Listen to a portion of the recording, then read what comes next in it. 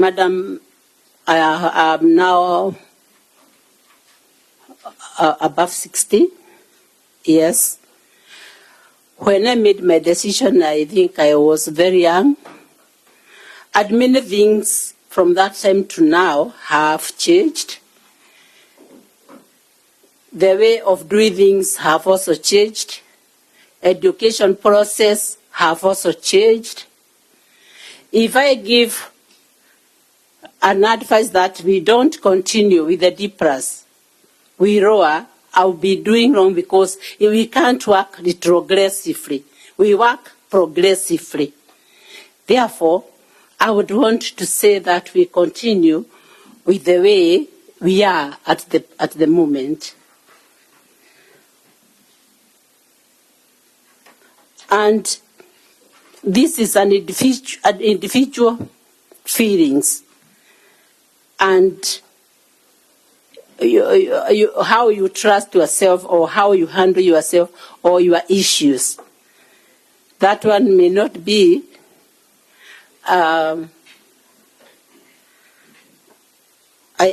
cannot be able now to make it a rule, but I can advise them to reread and to do further training because of the current world. The current world is not the previous world. Thank you. Conflict of interest as a police officer and now as an employer. There will be no conflict of interest if this committee approves me to join National Police Service Commission, because I'll bring the experience I have to better our police service. The interest of every person is to make sure our police service carry out their duties effectively and efficiently, making sure that they take care of the public life and property, safeguarding our country. Therefore, if I approved, I'll bring my experience of what I have been doing. For me to rise through the ranks to that level of Assistant Inspector General, that tells you that I worked effectively and I was supportive to my juniors and my seniors. So when I come, I'll bring that expertise to make sure that the police service can only be better.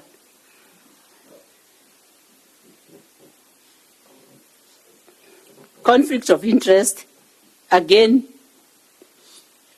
in a nutshell, where you have interest of something in the police service, may it be recruitment, may it be promotion. If this is somebody you know who is being promoted or recruited, you abstain. And that one is put on record because that person is known to you. You cannot be a member of the people who are carrying out the recruitment or the promotion board. So I will not bring my interest first, but my individual interest. I'll bring my expertise to help our National Police Service, and I work effectively if approved. Brutality and corruption, extrajudicial killing.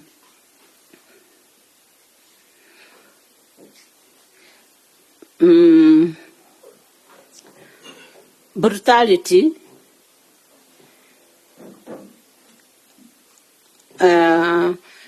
we have officers who are brutal, but we have also very good officers.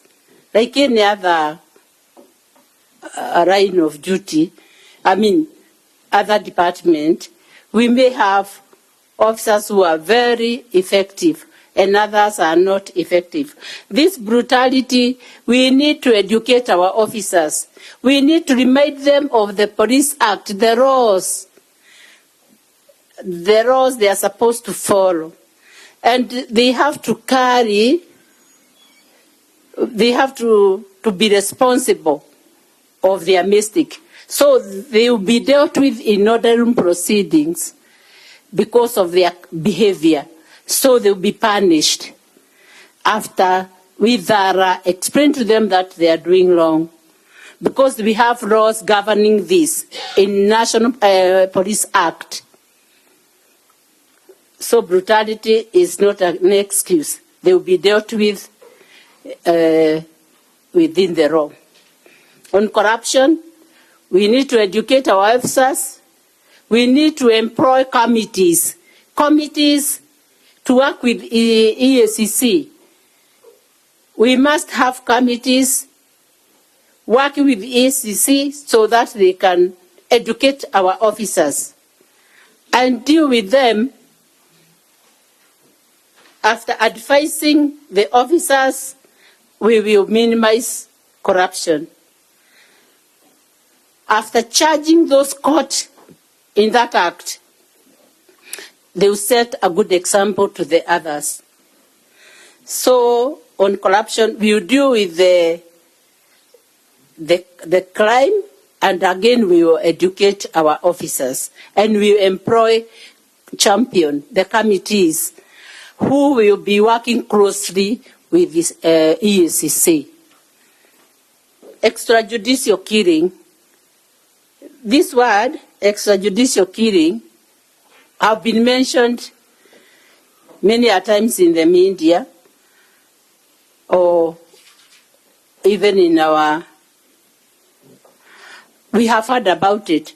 But this one can only be investigated so that we can know, is it true, it really happened? This one needs to be investigated further. When you hear an issue like extrajudicial killing, I would request the officers concerned to further and deepen their investigations on this. And whoever is found on the wrong to be charged, to be brought to book.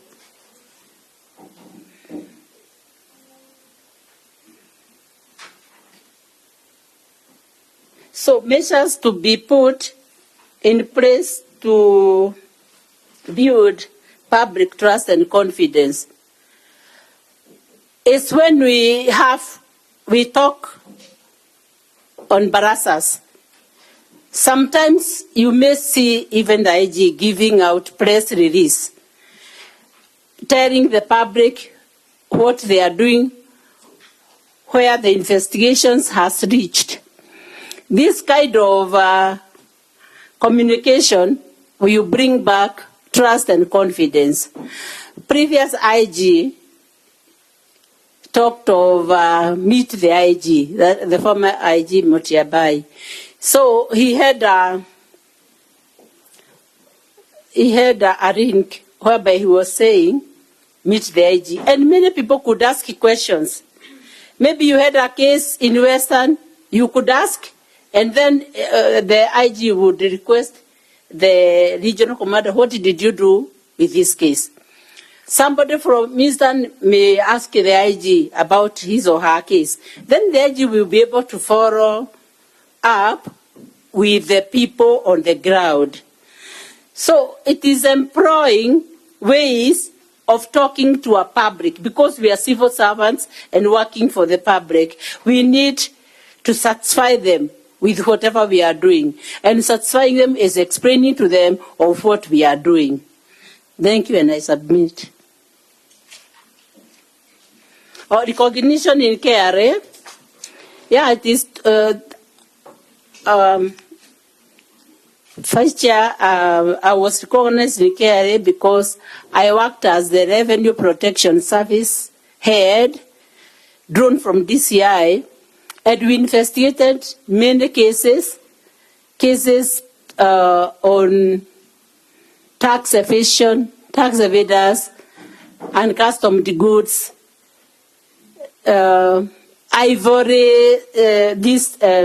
ivory task.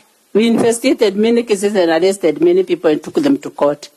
During that time, KRI gotten their target, and actually they were given at the 13th month because of how we worked tirelessly. Prosecuting people, and because of that, which was setting an example to other tax evaders, people paid taxes until they reached the target. That's how I was recognized. I submit, sir. Maybe I really wanted to hear a very clear response from you in terms of you arrive in Police Service Commission. The agenda of the day, agenda number 1, it reads, restore public trust and confidence. What is it that you are going to tell your colleagues on the commission? Because you bring an experience and a block of expertise. So what are you going to tell them? Maybe, Perry, so that because our time is much gone, to just maybe write on what the vice had asked. Yeah, we appreciate that you, as a retired senior police officer, transiting or crossing now to be in the Police Service Commission, the employer of your colleagues, right? Who are at times demoralized, who are at times demotivated, who are at times, of low morale. To add to what the vice had asked you, which intervention do you recommend or, of course, enforce as a commission, one of the commissioners, so that we have a motivated, right, committed, less corrupt, accountable police service as the employer of these officers? I mean, in clear terms, which intervention do you think, once put in place, they can able to promote accountability, good high morals, and of course the commitment of our police officers? Thank you. On the trust, how to win the public trust, and you can do under 3 minutes, please. Should be winding up. Thank you, Chairman and Vice Chair. What we need to do to the officers, NPS, or what I would request my colleagues is that we look into the welfare of the police officers. That is checking on their salaries, their terms welfare? In clear terms, what do you mean by welfare? Welfare is wide. It includes their salaries, remuneration, housing. To have good housing, they can also have mortgage. We can try to help the officers to have mortgage, buy their own houses. Working closely with the Ministry of Housing, and we also work closely with SRC so that they can increase their salaries. Some of the officers may feel that the salary is so little, and that's why they engage in corruption issues. Maybe if their salary is increased to cater for their needs, that one can be corruption can be minimized. We also try and assist them on medical cover, insurance, benevolent fund, endowment. Those injured we need to take care of those injured at the line of duty. Sometimes people who are injured are left out with no care. We would want to assist those officers. They can be transferred in a better place where they can work even if they are injured. We need also to emphasize on their compensation. So if I'm approved, I would request that those injured, there is that compensation whereby we need to emphasize and to follow that. We need also to assist those who have died in the line of duty. We need to assist the families, endowment fund, so that they can be able to bring up, the widow can be able to bring up the children left by the dad, or vice versa. Do you think matters of promotion, fair consideration in promotion, transfers, can also be a factor to be critically looked into? Those are things which are supposed to be looked to, and if I am approved, I would request that we have them digitalized so that we can be able to see how the promotions are affected to every other officer and favors every other officer. Transfers should also be across board. Some not an issue of some people, and others are remaining. Others can even retire within Nairobi, while others are moving around. We need to digitalize this by having a data whereby we can be able, by a crack of the finger, we can be able to know where the officer is.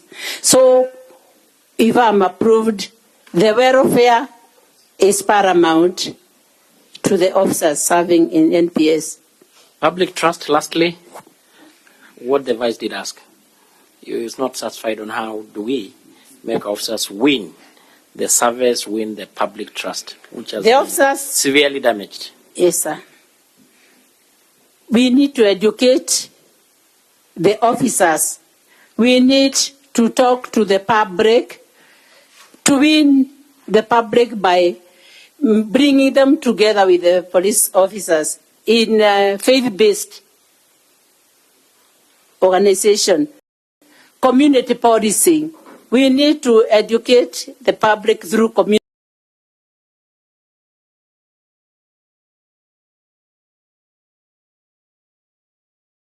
policing so that they can understand the work of the police.